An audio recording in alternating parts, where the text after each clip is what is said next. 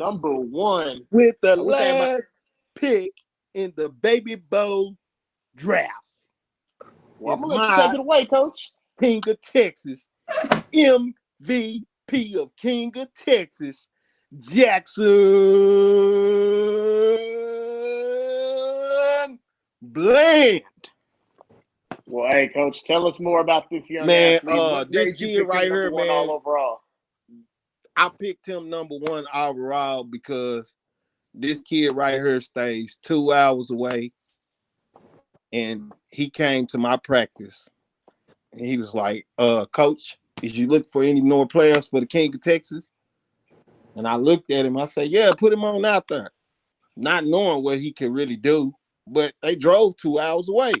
So, I'm like, yeah, man, put him out there. You done drove 2 hours, you might as well put him out there. I had at least 23 kids over there, I think. But his dad put him out there, and he said, you got him, Coach. I ain't got nothing to say. And he went over there to the side. So we was doing flag pulling drills, and the kid was sliding into his flags. And I was wondering, like, why are you sliding into your flags? But if you look at the game we played against SED in the championship game, he was sliding into some hell of a flags that he was pulling. And He might be a Paul was, baseball player. me and Paul, we was like, we was trying to change him up from doing that. But he was like, no, Coach, this is what I do. So I hadn't ran him or nothing. You know what I'm saying? I hadn't ran it. I hadn't gave him the ball or nothing. So, all my parents, we was losing the SED 6-0. Now my parents was over there. They was screaming, give Jaxson the ball, Keedy. Why you ain't gave Jaxson the ball? I hadn't gave him the ball the whole game.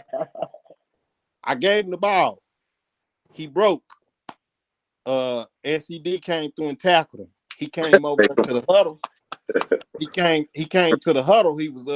He had turf beads all in his hoodie, all across his face. And he was like, Coach, they tackling him. I say, so run it again. And he had this look on his face like, nah, I ain't gonna run it right now. So I ran another kid, and I looked at him. I say, you ready? He said, yeah. I ran him again. He went to the crib.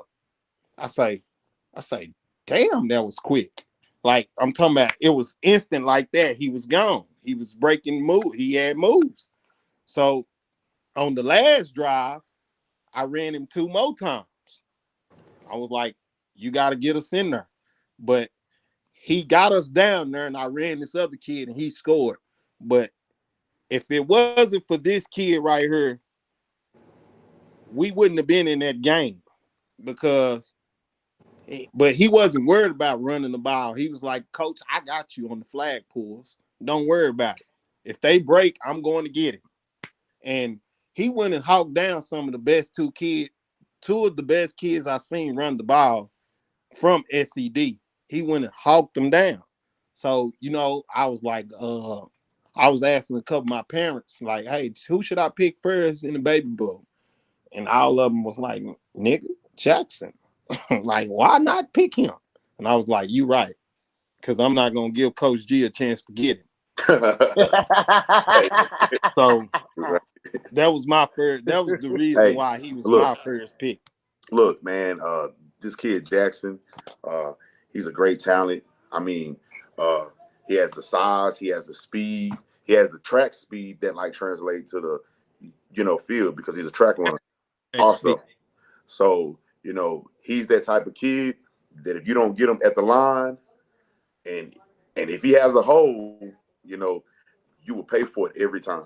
So, I mean, just like all these kids, all these top 10 kids, you can even go down to 15 where, some of these kids like can probably play on a lot of teams and be the number one player on these teams.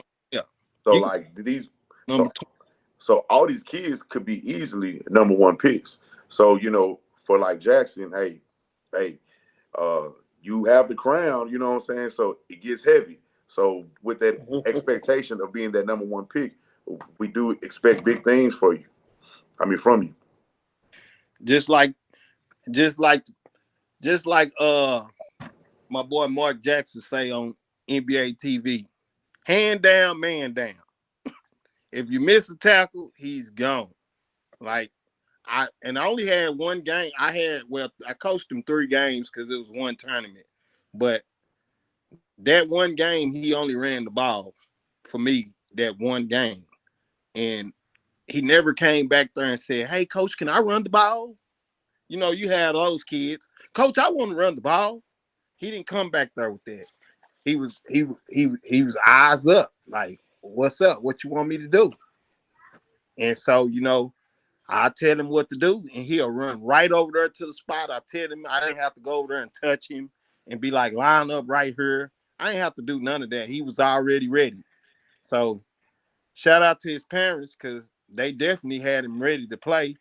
Mm-hmm. And they drove 2 hours away just to get an experience. Yep, from Princeton, Texas.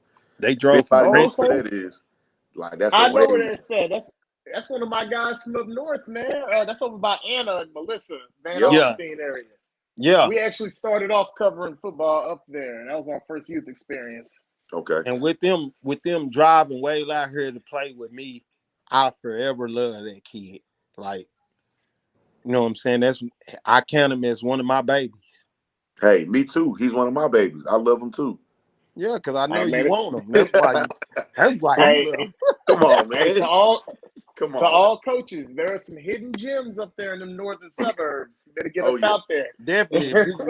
If you can find a diamond in the rut, I mean, hey, it's good to have one. But that kid right there, he's just the diamond with a bunch of them. And you know what I'm saying? He helped me, you know.